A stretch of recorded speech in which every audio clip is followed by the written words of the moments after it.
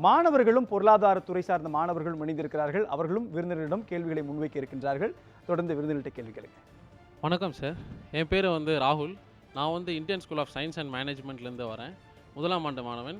என்னோட கேள்வி என்னென்னா, இப்போ இந்த நிதி பற்றாக்குறை காரணமாக, மத்திய பட்ஜெட்டுக்கான நிதி பற்றாக்குறை காரணமாக தனியார் பொதுத்துறையில் இருக்க மக்கள் சேவையில் இருக்க பொதுத்துறையை தனியார் மயப்படுத்துவாங்களா? அதுக்கான ஆரம்ப புள்ளியாக இந்த பட்ஜெட் இருக்குமா? அதான் சார் என்னோட கேள்வி. அதை பற்றி உங்களோட கருத்து. மிக அருமையான கேள்வி. இது போன பட்ஜெட்லேயே நம்ம பார்க்க முடிஞ்சது. எல்ஐசியை ப்ரைவேட்டைஸ் பண்ண போகிறாங்க. அதுமாதிரி பிபிசிஎல் இட்ஸ் இன் கார்டுன்னு டெஃபினட்டாக நம்ம சொல்லலாம். ஏன் அப்படின்னு பார்த்தோம் அப்படின்னா, இந்த ஃபிஸ்கல் டெஃபிசிட்டை நீங்கள் நம்ம எக்கனாமிக்ஸில் படிச்சிருப்போம். How we are going to finance the deficit அப்படின்னு சொல்லிட்டு. இதில் எக்கனாமிக் சர்வேல முக்கியமாக ஒரு திட்டத்தை நம்ம பார்க்க முடியும். நிறைய பேர் இங்கே கார்ப்பரேட் ஃபினான்ஸ் படிச்சிருந்தீங்கன்னா தெரியும். மாடிக்ளைனி மில்லர் அப்ரோச் பற்றிலாம் கூட இந்த எக்கனாமிக் சர்வேல பேசியிருக்காங்க. So deficit financing through borrowings அப்படின்னு இருக்கிறது. அதேமாரி டிஸ்இன்வெஸ்ட்மெண்ட் அது மாதிரியான பைசா வச்சு ஃபினான்ஸ் பண்ணுறது. இந்த ரெண்டு ஆர்குமெண்ட்டும் நம்ம பார்த்தோம் அப்படின்னா, இந்தியாவை பொறுத்த வரைக்கும் ஒரு டெப்ட் சஸ்டைனபிலிட்டி அப்படின்றது ஒரு மீடியம் ரேஞ்சில் தான் இருக்குது. ஸோ ரொம்ப நிறையா டெப்டை நம்ம எடுத்து ஃபைனான்ஸ் பண்ணாலும் நம்மளுக்கு இப்போ இன்றைக்கே ஒரு சிம்பிள் கேல்குலேஷன் பார்த்தோம் அப்படின்னா, 100 ரூபா வரக்கூட பைசாவில் இன்றைக்கி நிலைமையில் கிட்டத்தட்ட 28 ரூபா இன்ட்ரெஸ்ட் பே பண்ணுறதுக்கு தான் நம்ம செலவு பண்ணுறோம்.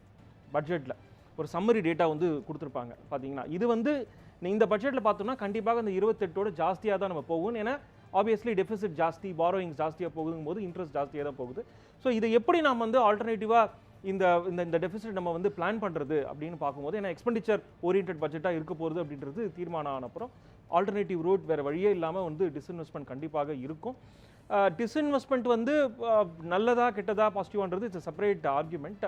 ஸோ ஒரு ப்ராட் பெர்ஸ்பெக்டிவில் பார்த்தோம் அப்படின்னா, கம்ப்ளீட் ப்ரைவேட்டைசேஷன். இந்த ப்ரைவேட்டைசேஷன் அப்படின்ற டேர்ம் ஐ திங்க் மக்களிடையே பார்த்தோம் அப்படின்னா, எல்ஐசியை தனிநபருக்கு வித்துட்டாங்க அது மாதிரியான கிடையாது. ஒரு ஸ்மால் டைல்யூஷன் இருக்க போது, கவர்மெண்ட் ஸ்டில் அதில் ஸ்டேக் இருக்க போகிறாங்க. டிரான்ஸ்பரன்சி நிறைய இருக்க போது. நீங்கள் பார்த்தீங்கன்னா எல்ஐசி மாரியான ஒரு பிக்கஸ்ட் ஆர்கனைசேஷனில் நாளைக்கு ஒரு கம்பெனிஸ் ஆக்ட் திட்டத்துக்கு கீழே அவங்க வந்துருவாங்க. ஒரு ஏஜிஎம் நடக்க போது, டிரான்ஸ்பரன்சி இருக்கும். அவங்களுடைய இதில் ஷேர் ஹோல்டர் மீட்டிங் இருக்கும். ஏன்னா பப்ளிக் அட் லார்ஜும் அதில் ஸ்டேக் எடுத்திருக்காங்க. அப்படிங்கும்போது ஒரு ஸ்மால் 10 to 15% டைல்யூஷன் பண்ணுறச்சு அது கம்ப்ளீட்டாக ப்ரைவேட் பார்ட்டிக்கு வித்தா மாதிரியான கணக்கு கிடையாது. கவர்மெண்ட் ஸ்டில் அதில் இருக்க போகிறாங்க. கவர்மெண்ட்டோட அவங்க தான் அதில் போர்டில் இருக்க போகிறாங்க, டிசிஷன் மேக்கிங் பண்ண போகிறாங்க. ஸோ இந்த ப்ரைவேட்டைசேஷன் அப்படின்றது ரொம்ப தனிநபருக்கு அப்படியே ஃபுல்லத்தி வித்தா மாதிரி நம்ம பார்க்காம, ஒரு small time long term benefits அதில் கண்டிப்பாக ரியல் வேல்யூஸ் அதில் தெரிய வரும் நம்மளுக்கு அப்படின்ற ஒரு அட்வான்டேஜை நோக்கி கண்டிப்பாக அதை கேபிட்டலைஸ் பண்ண பார்ப்பாங்க. நியூஸ் 7 தமிழ் கடந்த ஒரு வாரத்திற்கு மேலாக மத்திய பட்ஜெட் குறித்து பேசிக் கொண்டிருந்தது. குறிப்பாக எந்தெந்த துறைகள் எல்லாம் கடுமையான பாதிப்புகளை சந்தித்திருக்கிறது, அதனுடைய தேவைகள் என்ன, எதிர்பார்ப்புகள் என்ன என்கிற பல்வேறு விஷயங்களை பொதுமக்களுடைய பிளாட்ஃபார்மில் வைத்து அது குறித்து நாம் பேசியிருந்தோம். அது குறித்து தான் அழகுவேல் மற்றும் வசந்தி பேசுகிறாங்க. இப்போ நம்ம எந்த துறையை பற்றி பேச போகிறோம், எந்த துறைக்கான தேவைகளை பற்றி நம்ம பேச போகிறோம்? நம்ம இப்போ ஆட்டோமொபைல் துறை பற்றி பார்க்க போகிறோம். அதாவது அதிகமாக வேலைவாய்ப்பு வழங்கக்கூடிய முக்கிய துறைகளில் பார்த்தீங்கன்னா ஆட்டோமொபைலும் ஒன்று தான். இப்போ கொரோனா பொது முடக்கத்தால் அதிகமாக பாதிக்கப்பட்ட துறைகளில் ஆட்டோமொபைலும் ஒரு குறிப்பிடத்தக்க விஷயமா இருக்குது. ஸோ இதை குறித்து நம்ம சுந்தரராமன் அவங்ககிட்ட நம்ம கேட்கலாம். ஸோ இப்போ ஆட்டோமொபைல் துறையில் பார்த்தீங்கன்னா பொது முடக்கம் அறிவிச்சாங்க. அதுக்கப்புறம் அதுக்கு முன்னாடி ஜிஎஸ்டி இந்த விஷயம்லாம் அதனால கடுமையாக பாதிக்கப்பட்டு தான் இருந்தாங்க. இப்போ இந்த கடந்த ஆண்டு பட்ஜெட்டில் பார்த்திங்கன்னா எலக்ட்ரிக் வாகனங்களுக்கு மட்டும்தான் 10% 15% வரியை உயர்த்தப்பட்டிருக்கு. இப்போ இந்த பட்ஜெட்டில் இந்த பெட்ரோல் டீசல் வாகனங்களுக்கான ஏதாவது விற்பனை அதிகரிக்க சலுகைகள் ஏதாவது அறிவிக்கப்படுமா இந்த பட்ஜெட்டில்? ஃபர்ஸ்ட் ஆஃப் ஆல் இந்த ஆட்டோமொபைல் சேல்ஸ் டிக்ளைன் ஆனதுக்கு காரணம் என்ன அப்படின்னு நம்ம பார்த்தோம் அப்படின்னா, ஜிஎஸ்டி போன்ற ஒரு விஷயங்கள் மட்டும் இல்லை அப்படின்றது ஒரு முக்கியமான தெரிஞ்சுக்கணும். நிறைய பேர் இது ஒரு சீரீஸில் பிஃபோர் கொரோனா ஒரு ஆர்குமெண்ட்டாகவே போயிட்டு இருந்தது. அதாவது ஜிஎஸ்டியா அதை ஸ்ட்ரக்சரல் சேஞ்சும் வந்தது, BS4 to BS6.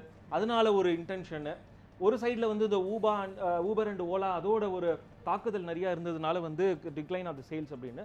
பட் முக்கியமான காரணம் அப்படின்னு பார்த்தோம் அப்படின்னா, ஆல் இந்தியா ஃபினான்ஷியல் இன்ஸ்டிடியூஷனோட ஒரு சர்வே இருக்குது.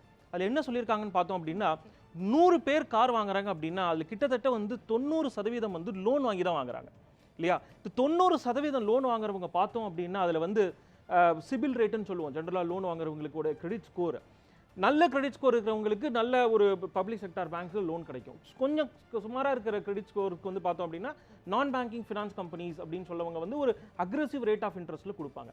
நம்ம கடந்த ஒரு 2 வருஷத்தில் நம்ம என்ன ஆச்சு இந்தியாவில் அப்படின்னு பார்த்தோம் அப்படின்னா இந்த நான் பேங்கிங் ஃபினான்ஸ் கம்பெனிஸ் வந்து ஃபெயில் ஆக ஆரம்பிச்சாங்க. என்பிஎஃப்சிஸ் இன்க்ளூடிங் நம்ம ஐஎல்எஃப்எஸ்லேருந்து சீரீஸ் ஆஃப் டாக் பண்ணும்போது, அதாவது லோன் கொடுக்கறதுக்கு ஒரு என்பிஎஃப்சி முன் வராத போது எப்படி வந்து நம்மளுக்கு கார் ஃபினான்சிங் ஆகுன்ற ஒரு கேள்வி. அதாவது இந்த ஓலா, ஊபர், ஜிஎஸ்டி இதெல்லாம் தாண்டி நம்ம வந்து பார்க்கக்கூடிய ஒரு முக்கியமான ஒரு விஷயம் மறந்தது வந்து அந்த சர்வேல ஐடென்டிஃபை பண்ண விஷயம் வந்து என்பிஎஃப்சி ஃபைல். அந்த பாயிண்ட்டை வந்து பார்த்தோம் அப்படின்னா கண்டிப்பாக வந்து இந்த ஆத்ம நிர்பார் ஸ்கீம்ல கூட ரீஃபினான்சிங் த என்பிஎஃப்சி அப்படின்னு சொல்லிட்டு அவங்களுக்கு ஃபினான்ஸ் பண்ணி அந்த என்பிஎஃப்சியை ஒரு திருப்பி நடக்கிறதுக்காக கொண்டு வந்திருக்காங்க. இது வந்து நடந்ததுனால ஒரு நல்ல ஒரு இப்போ லோன் கொடுப்பாங்க, லோன் கொடுக்கும்போது அதோட கன்சம்ஷன் பூஸ்ட் ஆகும்னு ஒன்று பார்க்கலாம். ரெண்டாவது நீங்கள் முக்கியமான கேள்வி வந்து electric policy. Again, I think Tamil Nadu is the first state to announce the electric vehicle policy அப்படின்னு சொல்லலாம். ரைட் நோ வந்து எலக்ட்ரிக் வெஹிக்கல் அப்படின்றது வந்து லாங் வே டு கோ. தோ லான்ச் ஆச்சு, கார் டாடா ஹஸ் லான்ச், அதெல்லாம் இருந்தால் கூட long way to go. But அதுக்கான இன்சென்டிவ்ஸ் கொடுத்துருக்காங்க. அதுக்கு ரிலேட்டடுக்கான இம்போர்ட்டோ ஜிஎஸ்டியோ கண்டிப்பாக ஆல்ரெடி ஜிஎஸ்டி அனௌன்ஸ்மெண்ட் கொடுத்துட்டாங்க. Import and other related subsidy வந்து கண்டிப்பாக இருக்கும் அப்படின்னு நம்ம எதிர்பார்க்கலாம். இந்த பட்ஜெட்டினுடைய விஷயங்கள் குறித்து விரிவாக பேச இருக்கிறோம். 2021-22 ஆண்டிற்கான இந்த பட்ஜெட் சாமானியர்களுடைய தேவையை பூர்த்தி செய்யக்கூடிய வகையில் அமையுமா என்ற கேள்விகளோடு தொடர்ந்து விவாதிக்கலாம் விளம்பர இடைவேளைக்கு பிறகு.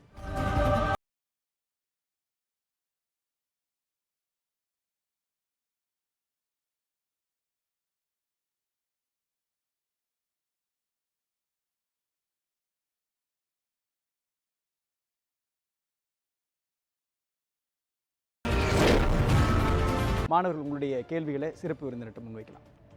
சுபாஷினி மேம், வணக்கம் மேம். என் பேர் சங்கர் நாராயண், டிஜி வைஷ்ணவா காலேஜ்லேருந்து வரேன். இப்போ இந்த வருஷம் வந்து இப்போ எக்கனாமிக் சர்வே ப்ரொஜெக்ஷனில் -7.7% ஜிடிபி இருக்கும். நெக்ஸ்ட் வருஷம் 11% growth இருக்கும். ஓராண்டில் அது சாத்தியமா? நல்ல கேள்வி சங்கர் நாராயண். இப்போ ஒரு லீடர்ஷிப் சிச்சுவேஷனில் அவங்க இருக்காங்க. அண்ட் இங்கே கிரவுண்ட் ரியாலிட்டியில் நம்ம வந்து ஒரு கம்ப்ளீட் லாக்டவுன்லேருந்து போய் now we are just reviving. So ஒரு பாசிட்டிவான எஸ்டிமேட்டை கொண்டு வந்து அந்த பாசிட்டிவ் சென்டிமெண்ட்ஸை கொண்டு வருது. I think it's a responsibility as a leader on one end. And இது வந்து வெறும் எமோஷன் பேஸ் பண்ணி சென்டிமெண்ட்ஸை பேஸ் பண்ணி பண்ண ப்ரொஜெக்ஷனா அப்படின்னு கேட்டால் அது ஆன்சர் இஸ் நோ. ஏன்னா அதுக்கு தகுந்த கைண்ட் ஆஃப் கேபிட்டல் இன்ஃபியூஷன் ஆகட்டும், இல்லை ஸ்கில் டெவலப்மெண்ட் ஆகட்டும், ரிலீஃப் மெஷர்ஸாக இருக்கட்டும், பிலோ த பாவர்ட்டி லைனில் இருக்கவங்களுக்கு கொடுக்குற சப்போர்ட் சிஸ்டம் ஆகட்டும், ஆத்ம நிர்பார் ஸ்கீம் கொண்டு வந்து லைக் எல்லா செக்டர்ஸ், மைக்ரெண்ட் ஒர்க்கர்ஸ், மற்ற எல்லா செக்டர்ஸுக்குமே வந்து இன்வெஸ்ட்மெண்ட்ஸ் அண்ட் நிவாரண விஷயங்கள் வந்து போயிருக்கு. ஸோ அதுக்கான ரிசல்ட் வந்து கண்டிப்பாக வந்து தான் ஆகும். Maybe not 11.4 but as estimated, but டெஃபினட்டாக ஒரு பாசிட்டிவ் க்ரோத்தை வந்து நம்ம பார்த்து தான் ஆகணும். தொடர்ந்து பேசலாம்.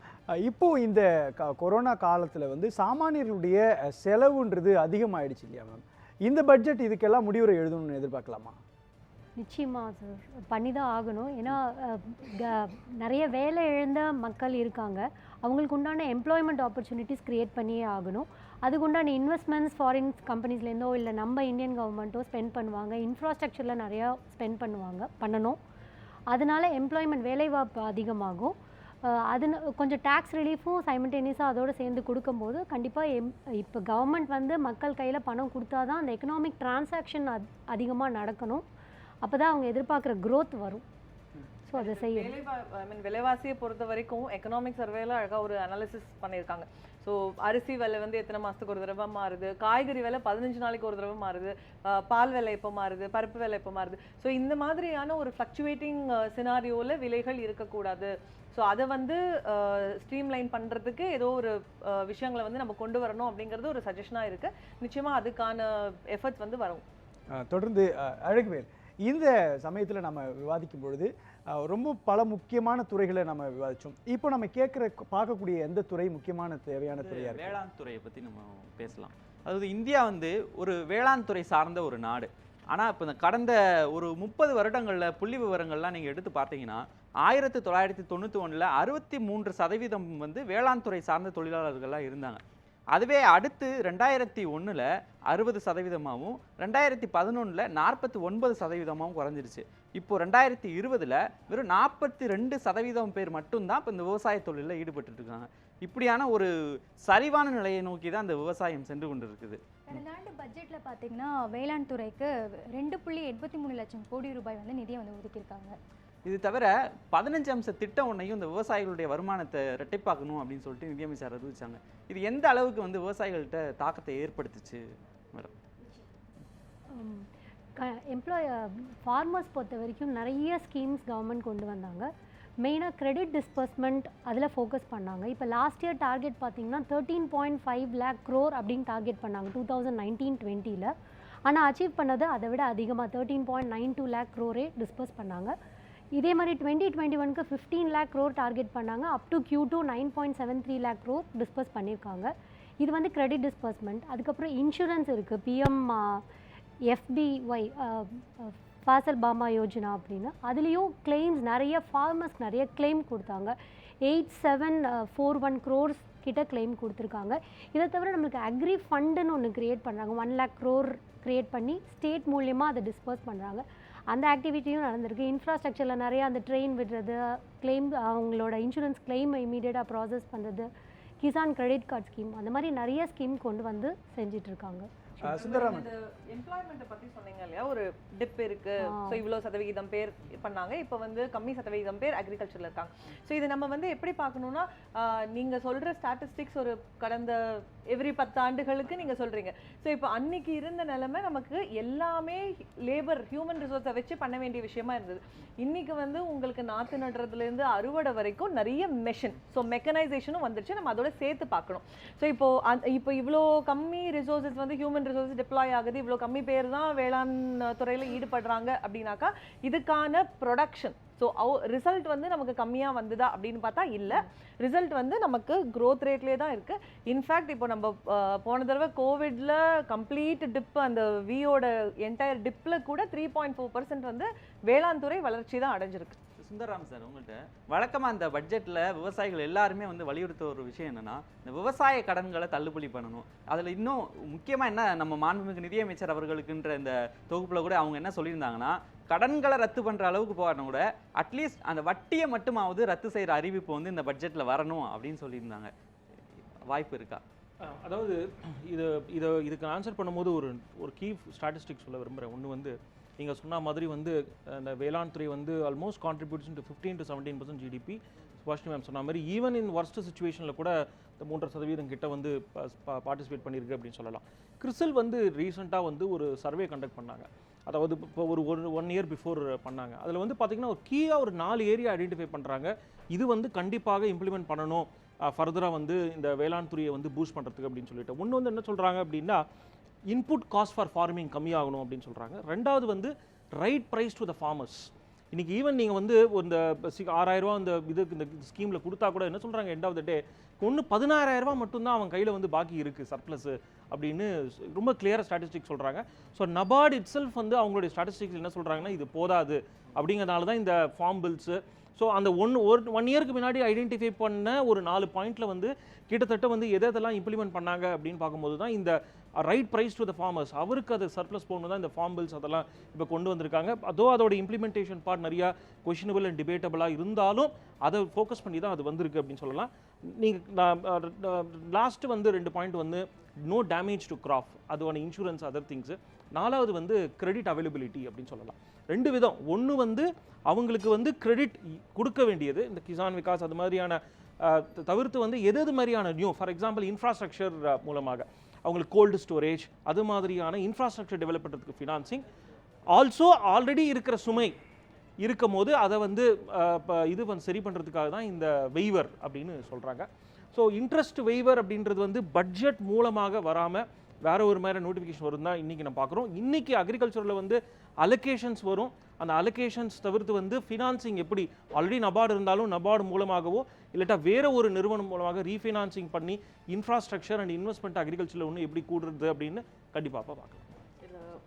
திரு சுந்தரராமன் அவர்கள் சொன்னதை வந்து சப்ஸ்டான்ஷியேட் பண்ணணும்னா, இப்போ விவசாய கடன் தள்ளுபடி அப்படிங்கிறது எல்லாருக்குமே இருக்கிற ஒரு கோரிக்கையாக இருக்குது. அண்ட் விவசாயத்தை பொறுத்த வரைக்கும் நம்ம கிட்ட டேட்டா இல்லை. ஸோ இப்போ வந்து விவசாயத்தை பொறுத்த வரைக்கும் நீங்கள் வந்து வருமான வரி கட்டுறது இல்லை எதுவுமே. ஸோ எவ்வளோ ப்ரொடக்ஷன் நடக்குது, எவ்வளோ அவங்க ஆக்சுவலாக லாஸை வந்து சந்திக்கிறாங்க, நேச்சுரல் கெலாமிட்டிஸ்னால மழையோ வெள்ளமோ புயலோ அந்த மாதிரி வந்து அவங்களுக்கு எவ்வளோ லாஸ் ஆகுது அப்படிங்கிறதுக்கான கரெக்டான ஒரு புள்ளி விவரங்கள் கவர்மெண்ட்டுக்கு போய் சேர்றதுக்கான சாத்தியக்கூறுகள் இல்லை. ஸோ இப்போ மற்ற மாதிரி நிறுவனங்கள் எவ்வளவோ பேர் வந்து இதை வந்து ஒரு ஆக்டிவிட்டியாக எடுத்து பண்ணுறாங்க. ஒரு ப்ரைவேட் இன்ஸ்டிடியூஷன் இந்த ஃபினான்ஷியல் இன்க்ளூஷன் அப்படின்னு சொல்லக்கூடிய இந்த பணம் வந்து பண சுழற்சி கடைசியில் அடி மனிதனுக்கும் போய் சேரணும் அப்படிங்கிற மாதிரி நிறைய இன்ஸ்டிடியூஷன்ஸ் பண்ணாலும் நம்ம கிட்ட கரெக்டான ஒரு டேட்டா இல்லை. இது ஒரு புறம். அண்ட் விவசாய கடன் அப்படிங்கிற பேரில் எல்லாமே பேங்க்ல இருந்து போகிற விவசாய கடன் விவசாயத்துக்கு தான் பயன்படுதா அப்படிங்கிறத வந்து நம்ம நிச்சயமாக பார்க்க வேண்டிய ஒரு விஷயம். ஸோ நீங்கள் அப்போ கேட்டீங்க பேங்க்ல வந்து நிறைய ப்ராப்ளம்ஸ் வருதுன்னு, அதில் நீங்கள் விவசாய கடன் எடுத்தீங்கன்னா கண்டிப்பாக அது ஒரு பிக் பர்சன்டேஜ். ஸோ அவ்வளோ பணமும் வந்து விவசாயத்தில் போய் இன்வெஸ்ட் ஆகியிருக்கா அப்படிங்கிறது நம்ம நிச்சயமாக பார்க்க வேண்டிய ஒரு விஷயம். அண்ட் இப்போது மற்றவங்களுக்கெல்லாம் சிபில் ஸ்கோர் அந்த மாதிரி இருக்கிற மாதிரி விவசாயிகளுக்கு நம்ம வந்து எதுவுமே ட்ராக் ரெக்கார்டில் இல்லை. நிஜமாவே அவங்க பாதிக்கப்படுறாங்க அப்படிங்கிற டேட்டா கவர்மெண்ட்டுக்கு போச்சுன்னா கண்டிப்பா அவங்க வந்து இது சம்பந்தமா ஏதாவது பண்ணுவாங்கன்னு தான். நியூஸ் 7 தமிழ் தொலைக்காட்சியை Talk TV, SCB, TCCL, VK digital, Aadhaar, Jack TV, Akshaya digital ஆகிய கேபிள் கனெக்ஷன்களிலும், Airtel, Tata Sky, Sun Direct ஆகிய DTHகள் உட்பட அனைத்து முன்னணி கேபிள் கனெக்ஷன்களிலும் காணலாம்.